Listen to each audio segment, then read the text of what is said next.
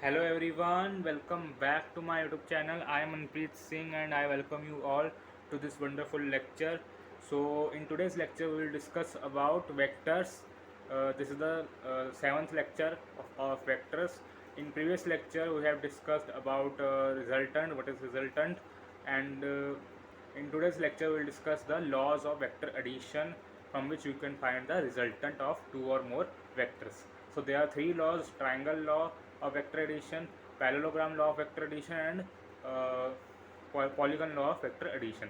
So first of all we will discuss about the triangle law of vector addition. So let's see what is the triangle law of vector addition. So triangle law आपका क्या कहता है? Triangle law says that if two vectors can be represented both in magnitude and direction by the two sides of a triangle taken in the same order, then the resultant is represented completely both in magnitude and direction by the third side of the triangle taken in the opposite order. कुछ पल्ले नहीं पड़ा, कुछ भी समझ नहीं आया, लेकिन ये स्टेटमेंट जितना डरावना दिखता है ना उतना ही बेहतरीन है, उतना ही आसान है, उतना ही समझने में इजी है अगर हम इसको एक पिक्टोरियल फॉर्म में समझें। एक पिक्टोरियल फॉर्म में समझेंगे तभी हमें बहुत अच्छे से समझ में आ जाएगा। मैं यहाँ पे एक पिक्चर बनाता हूँ, यहाँ पे मैं आपकी स्टेटमेंट लिख दूँगा, बहुत ही आसानी से आपको समझ में आ जाएगा। ठीक है, तो मानते हैं, एक चीज़ मानते हैं, क्या मानेंगे हम? ये आपका इनिशियल पॉइंट है। ठीक है, हम मानते हैं कि आप अपने एक, चलिए एक मोहन लड़का ले लेते हैं। ठीक है, मोहन है, मोहन। ठीक, मोहन कहाँ जा रहा है? मोहन जा रहा है अपनी बहन मोहिनी के घर। आह, मजा आ गया। कहाँ जा रहा है? मोहन जा रहा है मोहिनी के घर, बहन है, उल्टी सीधी हरकतें नहीं करनी है यहाँ पे। तो मोहन आपका जा रहा है मोहिनी के घर, तो कैसा पाथ ले रहा है? वो कुछ ऐसा सा पाथ ले रहा है कि वो जा रहा है कुछ ऐसे, यहाँ से जाके, यहाँ से जाके यहाँ जा रहा है। ये मोहिनी का घर यहाँ पे, नाम थोड़ा दूर रख दिया, कोई बात नहीं, यहाँ जा रहा है। ठीक है, तो अब आपको निकालना है इसका रिजल्ट। यहाँ तक वो यहाँ तक गया, ऐसे डायरेक्शन थी, फिर उसकी डायरेक्शन ये होगी। ठीक, तो ये होगी आपकी दो साइड्स। अब ट्रायंगल लॉ क्या कहता है कि अगर आपको रिजल्टेंट निकालना है, अगर आपको रिजल्टेंट निकालना है, देखिए सिंपल सा मतलब, मेरी बात ध्यान सुनिएगा, ये उसका डिस्प्लेसमेंट हुआ या डिस्टेंस? पहले तो ये बताइए। डिस्टेंस हम वेक्टर्स में क्या निकालते हैं? डिस्प्लेसमेंट। इस डायरेक्शन में उसका वेक्टर ये था, इस डायरेक्शन में वेक्टर चेंज हो गया, हम निकालेंगे उसका रिजल्टेंट। रिजल्टेंट मैंने आपको पिछली क्लास में बताया था कि क्या होता है, what is resultant? Resultant is another vector, resultant is a vector of two और मोर वेक्टर्स, जो कि हमें वही उसका जो मतलब एक तरीके से वेक्टर एडिशन कह सकते हैं हम इसको। दूसरा अगर मैं इसको टेक्निकल वे में कहूँ कि जो इन दो वेक्टर्स का जो आपको इफेक्ट मिल रहा है वो अकेला वेक्टर इफेक्ट देता है। ठीक है, तो वो वेक्टर कैसे निकालेंगे हम? यहाँ से इसको यहाँ ज्वाइन कर देंगे, तो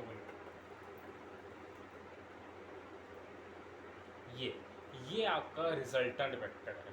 क्या है आपका? ये आपका रिजल्टेंट वेक्टर है जिसकी डायरेक्शन इस साइड पे होगी। अब देखिए, यहाँ से P पॉइंट से Q पॉइंट पे गया, Q से वो R में चला गया। ठीक है, P से Q, Q से R, और ये PR क्या हो गया? आपका रिजल्टेंट। ठीक है, ये हो गया आपका रिजल्टेंट वेक्टर। मानते हैं ये आपका A वेक्टर, मानते हैं ये आपका क्या है? B vector. ठीक है, इस डायरेक्शन में A वेक्टर था, फिर इस डायरेक्शन में आपका B वेक्टर हो गया। इन दोनों का जो इफेक्ट है वो हमें अगर किसी एक वेक्टर से दिखाना है तो उसको हम क्या करेंगे? R वेक्टर, जो कि होगा आपका रिजल्टेंट।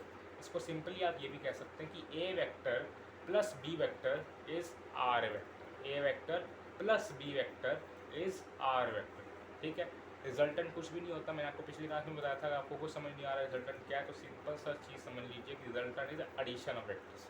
ठीक है, रिजल्टेंट क्या है? Addition of vectors. तो A vector plus B vector gives R vector. ठीक है, तो ये आपका हो गया रिजल्टेंट। अब ट्रायंगल लॉ क्या कहता है? ट्रायंगल लॉ ये कहता है कि मान लीजिए यही चीज़ हो रही है, यही केस हो रहा है कि दो साइड्स जो आपकी ट्रायंगल की है वो सेम डायरेक्शन, सेम ऑर्डर में चल रही है, सेम डायरेक्शन नहीं, सेम ऑर्डर में चल रही है, अगर हम टू वेक्टर्स को रिप्रेजेंट करें both in magnitude and direction, तो और वो हमें ले एक सेम ऑर्डर में, सेम ऑर्डर मतलब कि यहाँ गए फिर यहाँ चल गए, ऐसा नहीं कि यहाँ जाने के बाद वापस यहाँ आ गए, नहीं, साइक्लिक मैनर जिसको हम कहते हैं ना, तो हम आगे आगे बढ़े हैं, हम वापस नहीं आए हैं, ठीक है। मेरा मतलब पेन है ये पीछे नहीं जा रहा, ठीक है, इसके ऐसे समझिए, मेरा पेन है ये आगे आगे बढ़ रहा है, ठीक है, आगे आगे बढ़ रहा है, पीछे नहीं जा रहा है, तो इसको क्या कहेंगे हम, सेम ऑर्डर में आपके दोनों वेक्टर हैं, ए वेक्टर और बी वेक्टर। अब इसका जो रिजल्टेंट होगा वो ट्रायंगल लॉ से कैसे निकलेगा, कैसे डिफाइंड है वो ट्रायंगल लॉ की, जो इसका रिजल्टेंट होगा वो तीसरी साइड होगी उस ट्रायंगल की, ये तो दो साइड्स होगी, देखिए मैंने आपको कल बताया था रिजल्टेंट दो या दो से ज़्यादा वेक्टर का निकलता है।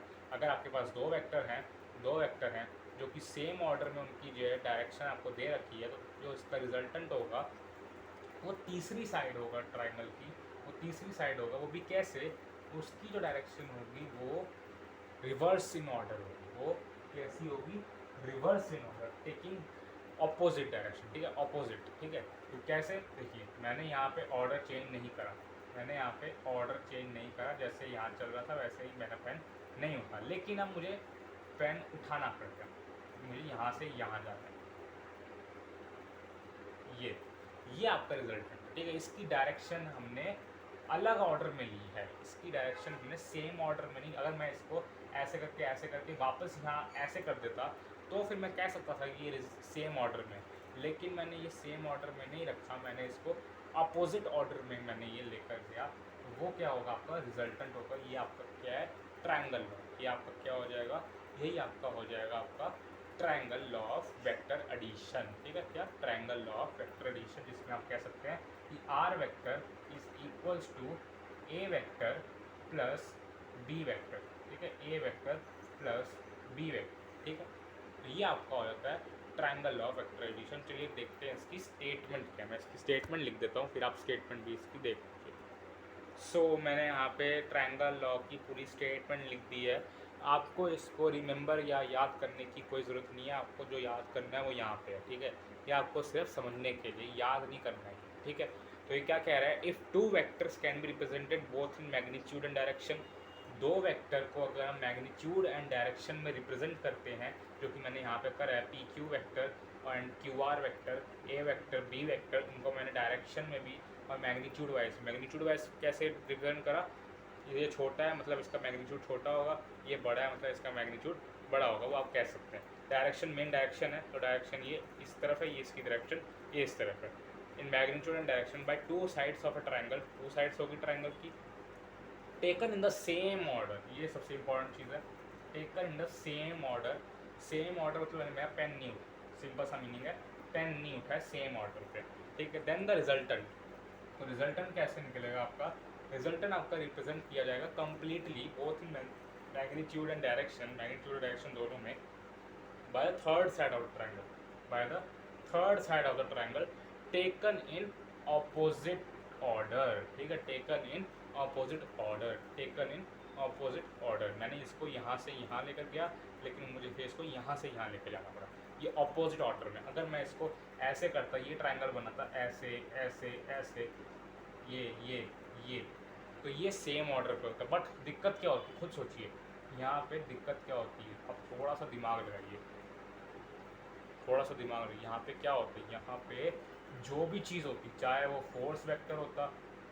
मोमेंटम वेक्टर होता, वेलोसिटी वेक्टर होता, डिस्प्लेसमेंट वेक्टर होता, या कोई सा भी वेक्टर होता, उसकी वैल्यू ज़ीरो आ जाती, ज़ीरो आ जाती, क्योंकि इनिशियल पॉइंट ये है, फाइनल पॉइंट भी यही हो गया, तो initial point is equal to final point, जो आपका मतलब चेंज इन पॉइंट्स है, चेंज इन आपका जो भी चेंज इन जो भी आपकी चीज़ आएगी वो आ जाएगी ज़ीरो, चेंज इन कोई भी quantity, change in velocity, change in force, change in acceleration, change in momentum, change in displacement, कुछ भी हो जाता वो ज़ीरो नहीं हो जाता, इसीलिए सेम ऑर्डर में नहीं है, ये वाला अपोजिट ऑर्डर में, ठीक है, ये वाला अपोजिट ऑर्डर में, ठीक है, इसीलिए, ठीक है, तभी आपका रिजल्टेंट निकलेगा, नहीं तो सेम ऑर्डर में अगर आप चल जाएंगे तो वो तो आपका सब कुछ ज़ीरो हो जाएगा, सब कट जाएगा। तो ये तो था आपका ट्रायंगल लॉ, ठीक है, ये क्या था आपका, ये था आपका ट्रायंगल लॉ। तो आज की वीडियो में बस इतना ही रखते हैं कि ये ट्रायंगल लॉ आपने अच्छे से समझ लिया है। नेक्स्ट वीडियो में हम क्या समझेंगे, पैरेललोग्राम लॉ। ठीक है, नेक्स्ट वीडियो में हम क्या समझेंगे, पैरेललोग्राम लॉ। और एक और बात, हम अभी क्या समझ रहे हैं, हम अभी जो समझ रहे हैं लॉज ऑफ वेक्टर एडिशन में, वो एनालिटिकल मेथड में समझ रहे हैं। सॉरी, एनालिटिकल में कह रहा, ज्योमेट्रिक मेथड कह रहे हैं हम, ज्योमेट्रिक। ठीक है, ज्योमेट्रिक, ये हम ज्योमेट्रिक समझ रहे हैं, geometric meaning of laws of vector addition हम समझ रहे हैं। इसका एक एनालिटिकल मीनिंग भी होता है जो कि ज़्यादा इम्पॉर्टेंट है, लेकिन वो ज्योमेट्रिक के बिना हमें समझ नहीं आएगा। Analytic meaning of vector addition, उसी से आपके फॉर्मूले डिराइव है। ज्योमेट्रिक मीनिंग में आपकी सिर्फ डेफिनेशन है और ये चीज़ है बस। तो इतना आप समझिए अभी के लिए। उसके नेक्स्ट वीडियो में हम डालेंगे आपकी पैरेललोग्राम लॉ, फिर उसके बाद आपका पॉलीगन लॉ आएगा, फिर आपके आप एनालिटिकल वे में जाएंगे जहाँ पे हम ट्रायंगल लॉ, पैरेललोग्राम लॉ को सारे के सारे फॉर्मूलेस बनाएंगे। ठीक है, तो आज के लिए बस इतना ही। Thank you so much.